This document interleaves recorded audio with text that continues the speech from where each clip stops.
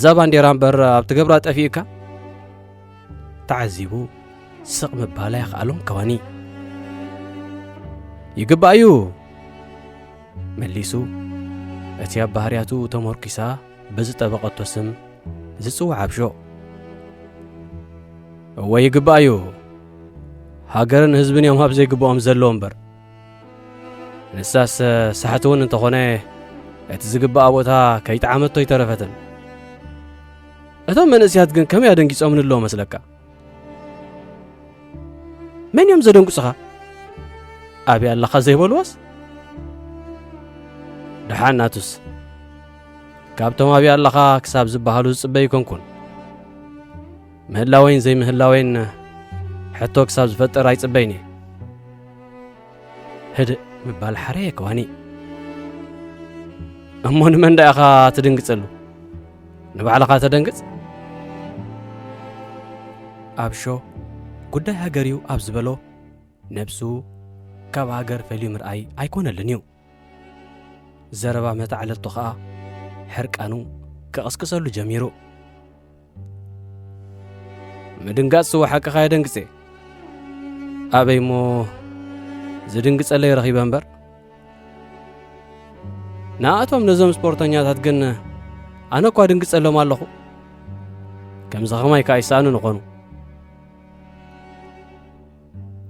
ከተስሐቐኒ ኢኻ ደሊኻ ሓቀይ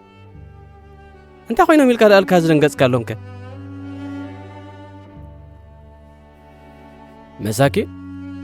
ክንደይ ኣጋንንትን ክንደይ ገርሰማትን ዘበላሸዎ ስም ኤርትራ ክዕርዩ እንተወሓደ ነቲ ሕማቕ ዜናታት መለሳ ክፈጥሩ ተኸኽ ክብሉ እንከለውሲ ኣይደንግጹን ካብ ከተጽሪ ከተርስሕ ወይ ኣብ ትረሳሕ ጠንቀላልዓ ክትብል ስለ ትመርጽ ኢኻ እምበር ካልኦት ዘይሓላፍነታውን ሰባት ዝሰርሕዎ ከተጽርኮ ቐሊል ኣይኮነን ሃዲኡ ህድኣት ዝኽእሉ ቓላት ኣውሓዘ ከዋኒ እዞም ገሊኹም ግን ጽቡቕ ናይ ኤርትራ ፈጺሞ ባይብለኩምኒ ብጽቡቕ እንተተላዒለ ሕሪ ኢኹም ትብሉ ኖ ካልኦት ምስ ናይ ከዋኒ ሓሳብ ዝሰማምዑ ሰባት ዝዘከረ ይመስል ኣብሾ ዕላሉ ምስ ሓደ ሰብ ከምስሎ ይመረጸን መን ሕርር ኢሉ ሪኢኻ ብዓወት ዝሓርር ከኣ እሞ ናይ ጥዕና ጸገም ኣለዎ ማለት እዩ እንህለኻ እንዶ ንስኻ እንታይ ዲኻ ትብል ዘለኻ ብዛዕባ ተዓወት ገዲብካስ ጠኒን ክዕዘበካ እኮ ቐኒየ ነዚ ብተደጋጋሚ ክምዝገብ ዝቐነየ እንጸባረቕ ዓወት ዋላ ሓንቲ ከይበልካ ኢኻ ሓሊፍካዮ እዛ ኹላ ብኤርትራውነታ ጸባ ሰትያ ክትሰራሰር ከላ ንስኻ ግን ዋላ ሓንቲ ይበልካ ንሱ ኸይኣክልካ ኣደንጊጾምኒ ዶ ኣሰኪፎምኒ ዶ ኢልካ ቀንጠመንጢ ዘረባ ዋላ ሓንቲ ይበልኩን ማለት ግን ሕርር ከም ዝበልኩ የስምዕኒ ኖ እንታይ ዳ ስምዕ ኣብሾ ኣብ ገጽ ኳኒ ኣተኪሩ እናጠመተ ሓተተ እንታይ የስምዕ ዶ እወ እንታይ የስምዕ ዘረባይ እንታይ የስምዕ መስለካ መመሪጽካ ሓበን ከም ዘይብራህኒ የስምዕ ምስቶም ንገበናቶም መሸፈኒ ዝኸውን ገለ ዜና ዓወት ከቋሙቱ ዝጸንሑ ዓመፅቲ ምስቶም ኣለና ንኽብሉ ምስ መንግስቶም ከተናኽፎም ዘይክእል ዜና ሃንቀው ክብሉ ዝወርሑ ተበለጽቲ ተጸንቢረ ስኽራን ወይ ነብሰ ምትላል ከም ዘይፍተወኒ እዩ ዘስምዕ ክውስኸልካ ሃገረይ እቲ ብንገድዓ ዘሎ መንድዓት እንተዘልግሰላ እዚ ዓወት እዚ ቁርሳ ጥራይ ክኸውን ይኽእል ምንባሩ ከም ስማዓኑን የስምዕ እዚ እኮ ስፖርት እዩ ንምንታይ ኸም ግን ናብ ፖለቲካ ትወስድዎ እዚ ናይ ደጋፍን ተቃዋምን ጉዳይ ኣይኮነን ባንዴራ ሃገርካ ልዕሊ ኹሉ ኾይና ኸተንበልብል ክትሪያ ኸለኻ ሓጎስ ኣይፈጥረልካን ማለት ድዩ ችድ እንታይ ትብል ወደይ እምበር እታ ባንዴራ ናይ ዝተዓወቱ ጥራይኹም ጌርኩማ ዜጋታት ኤርትራ ኣብ ማእከላይ ባሕሪ ጥሒሎም ባንዴራታት ዓለም ንዝኽሮም ክደና እንከለዋ በይና ባንዴራ ኤርትራ ጥራይ ነተግባር ከይፈጸመቶ ክትተርፍ ከላኸ ይስማዓካ ዶ ነይሩ ካልእ መቸም ናይዞም ገሊኹም ተቃውምቲና ትብሉ ነገር ግርም ይዝብለኒ ኣብዚ መዓልቲ ዓወት ናብ ሞትን ቀብርን ዘኺድ ሕጅስታ ያለካ ብኸምኡ ነቲ ደስታና ተስወ ድዩ ዝመስለኩም ኖ ሆም ይመስለንን እዩ ዘይፈልጠኩም ጌርካ ባይ ትሕሰበኒ ኣነ ነቲ ባንዴራ ናይ ዕውታት ጥራያ ወይ ኤርትራ ነዞም ስፖርተኛታት ጥራያ ወሊዳ ዝብል ኣተሓሳስባ ኸ ካልእ ሓቂ ዘዘኻኽሮ ዘለኹ ነታ መዓልቲ ሓጎስና ባ ክትምንጥለና ደሊኻ ኮለፈ ኣብሾ ኣንታ ኸንደይ ኢልና ክንምንጥለኩም ይትረፍ ምኽንያት ረኺብኩም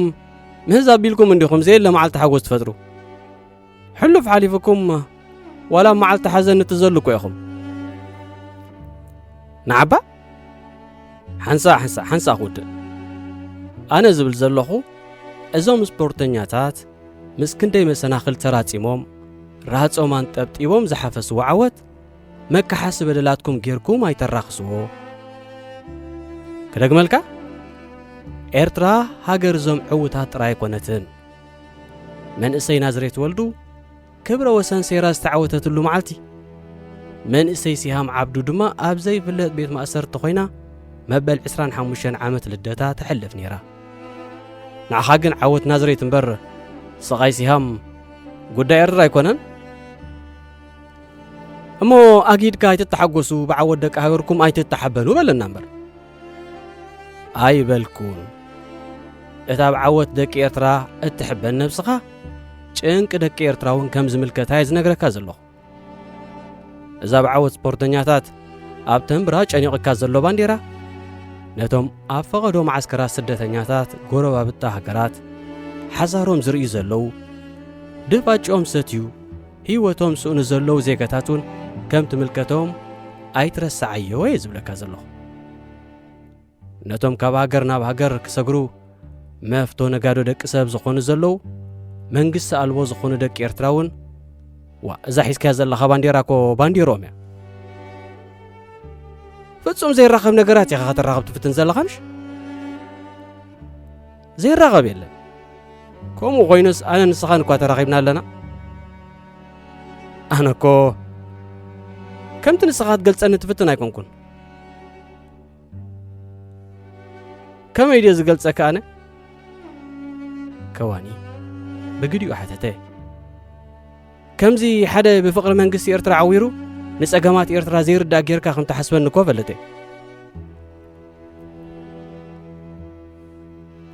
ኣውሒድካዮ ተበላጽ ገይረው ንሓስበካ ኣውያትና ሰምዐ ዘስቅጥ ጨካን ምእንቲ ብዱል ከይምስክር ዝድቅስ ሓርናኺ ፈታው ነብሱ ይቕጽል ኣይኣክልን ኣነ እውን እኮ ንስኻ ኸመይ ከም ትስማዓኒ ማዓት ኣሎ ፍሉጣትን ወይ ዜግነተይ ከተሕድገኒ ኢኻ ወይ ተላኢኽ ክዛረብ ምዃነይ ክትነግረኒ ኢኻ ካልእ ኣለካ ኤርትራ ክትዕወት ከላ ደኣ ቀጨውጨው ኮይ ዝብለካ ንስኻ እምበር ሓቂ ክዝረብ ከሎ ቀጨውጨው ኣብለካ ሾደናዊ ኤርትራዊ ኣሌክሳንደር ኢሳክ ክፃወት ከሎ ጎል ከመዝግብ ከሎ ሕጉስ ዶ ትብል ነዚ ዳ እንታይ ሕቶ ደሊኻሉ ፍንጭሕ ወብል ዳዊት ይስሓቅ ተሰዊሩ ክበሃል ደኣ እንታይ ኮይኑ መንፀሮር ሒዘካ ንኤርትራ ከተጸልሙ ደሊኹም እምበር ንዳዊት ሓሊኹም ስለ ዘይትገብርዎ በደይ ኣብሾ ኩነታት ኤርትራ ደኣ ልዕሊና እዞም ስፖርተኛታት እኮ እዮም ኣጉሊሖም ዘርእይዎ ዘለዉ ግብረ መልሲ ኣብሾ ንምጽባይ ኣዕረፈ ከዋኒ ምስሊ ኤርትራ ክኹላዕ ዶ እታ ሓደ እውን እባ ኣየናይ ሓደ ማለት እቲ ኣብ ወፃኢ ሃገራት ፀወታታት ተሰሪዕሎም ብምኽንያት ስርዓት ዝፈጥረሎም ዕንቅፋታት ከይተሳተፉ ዝበኽርሉ ግዜታት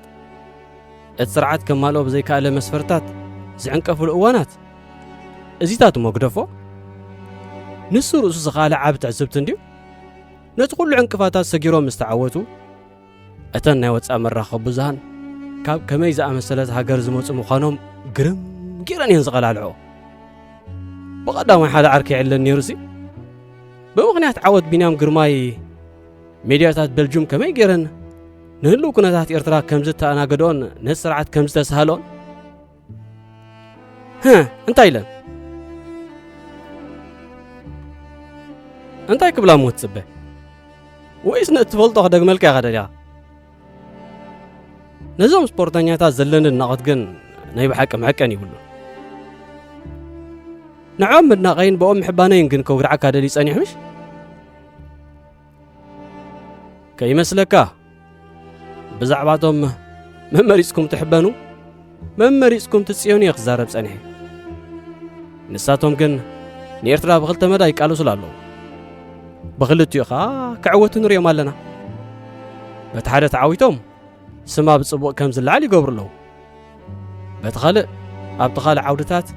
كم تنساتهم زرخبوا عدل زي رخب زيقا انتاي كسرح يخل من باروخ أي مذكر له بمن قد زانتاتات والكاو يوتهم كا زانتاتات إرتراواني نقر له دلاي كابل جن أب عوت إرترا إذا عوت زي بنا والكوم سعري مسيطا اتني حبارة هنا مسلك أسياب كل إرتراو زور الزلو وتعيو نزا سب مريسكا تنبل بلا بانديراغن بجاخا محرا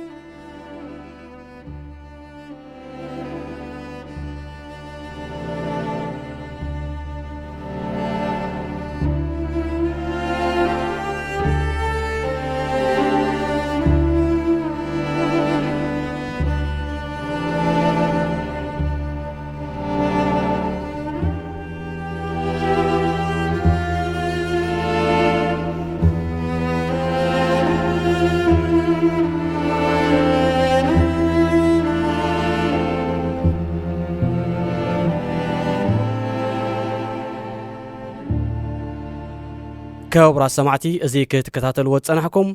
ممريص كحبن بزبل ارستي بيرغا الم فسا زيت دالوي وقعي نيرو